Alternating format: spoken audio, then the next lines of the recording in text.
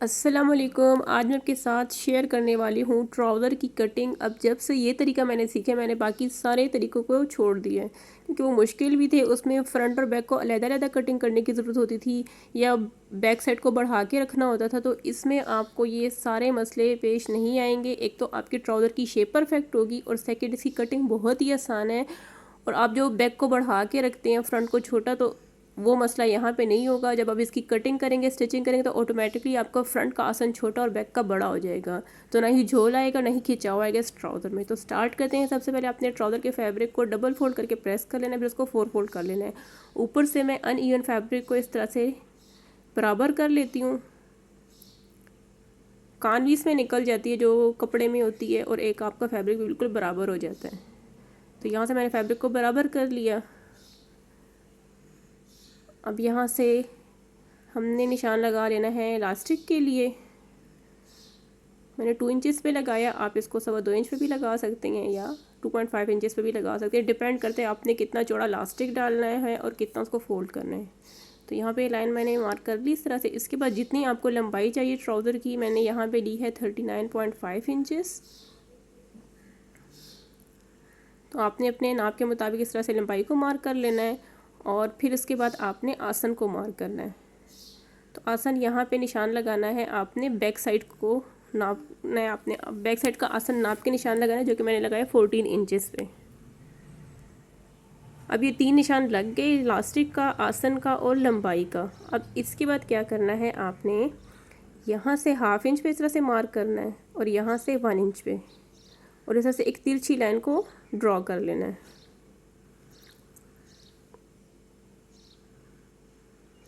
इसमें ये होता है कि आपकी फ्रंट और बैक साथ साथ कट हो जाती है आसानी के साथ।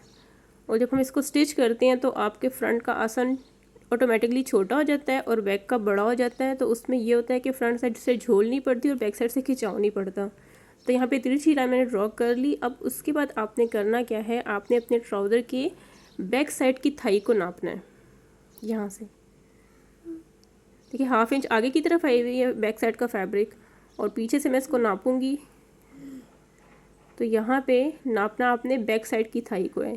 15 इंच यहाँ पे और 1/2 इंच जो आगे की तरफ फैब्रिक बड़ा हुआ था, तो यानी कि 15.5 इंच तैयार है। तो यहाँ पे मैं निशान लगाऊंगी 16.5 इंच पे। 1/2 इंच यहाँ से सिलाई में चला जाएगा और 1/2 इंच आगे से सिलाई में चला जाएगा। तो यहाँ पे मैं निशान लगाऊंगी 16.5 इंचेस पे। ठीक है, 1 इंच आपने एक्स्ट्रा लेना है। अब ये निशान लग गया। अब इसके बाद आपने करना क्या है, उस निशान से पीछे की तरफ 2.5 इंचेस पे मार्क करना है और इस मार्क को ऊपर तक इस तरह से बढ़ा लेना है। एक लाइन ड्रॉ कर लेनी है ऊपर तक। इसके बाद यहाँ से इसको शेप दे दें। अगर ये गोलाई सही से नहीं आती तो आपने करना क्या है कि इस साइड से इसको नाप लें 2.5 इंचेस और यहाँ पे 2.5 इंचेस में मार्क लगा लें और इसके दरमियान में इस तरह से कर्व सा बना लें, तो आपकी परफेक्ट गोलाई आ जाएगी। अब नीचे से बॉटम को नापना, यानी कि जितना आपने पांचा रखना है ट्राउज़र बॉटम। ठीक है, तो यहाँ पे 7 इंच तैयार है, लेकिन यहाँ पे मैंने निशान लगाया है 7.5 इंच, 8.5 इंच पे। 1.5 इंच मैंने यहाँ पे एक्स्ट्रा लिया है। तैयार मेरे पास है 7 इंच, लेकिन यहाँ पे मैंने निशान लगाया है 8.5 इंच पे ट्राउज़र बॉटम का। और इस तरह से शेप पट्टी की मदद से शेप को ड्रॉ कर लेना है। अब यहाँ से इसकी कटिंग कर लेनी है। नॉर्मली हम पहले क्या करते हैं, फ्रंट साइड की कटिंग करते हैं, फिर फ्रंट को बैक साइड पे रखते हैं और बैक साइड को बढ़ा के कटिंग करते हैं। लेकिन इसमें हम बैक साइड की कटिंग पहले करेंगे, फिर उसके बाद उसके अकॉर्डिंग हम फ्रंट साइड को सेट करेंगे। अब वो कैसे करना है आप बस देखते जाएं। ठीक है, अब यहाँ पे बैक साइड की कटिंग हो गई और यहाँ पे ये भी आसानी है कि आपने फ्रंट और बैक का कपड़ा एक साथ ही रखा होगा, अलग-अलग आपको कटिंग की और मार्किंग की ज़रूरत नहीं पड़ेगी। तो यहाँ पे देखें इस तरह से कटिंग होगी बैक साइड की। यहाँ से भी इसको मैं कट कर लेती हूँ। अब यहाँ से बैक साइड को हटा लेना है। इसको हम फ्रंट बना लेते हैं ताकि आपको फिर समझ आए कि फ्रंट साइड में आपने क्या कटिंग मज़ीद करनी है। बैक साइड को हटा लिया और इस मार्किंग वाले को हम फ्रंट साइड बना लेते हैं ताकि आपको समझ आए कि इसमें हमने आगे किस तरह से इसको सेट करना है। ये आ जाएगी हमारे पास फ्रंट साइड। अब सिंपली करना क्या है, जैसे हम 1.5 इंच तक बैक साइड को बढ़ा के रखते हैं तो आपने यहाँ पे आसन से 1.5 इंच कम कर लेना है फ्रंट साइड को, और यहाँ से 1/2 इंच तक कम करना है,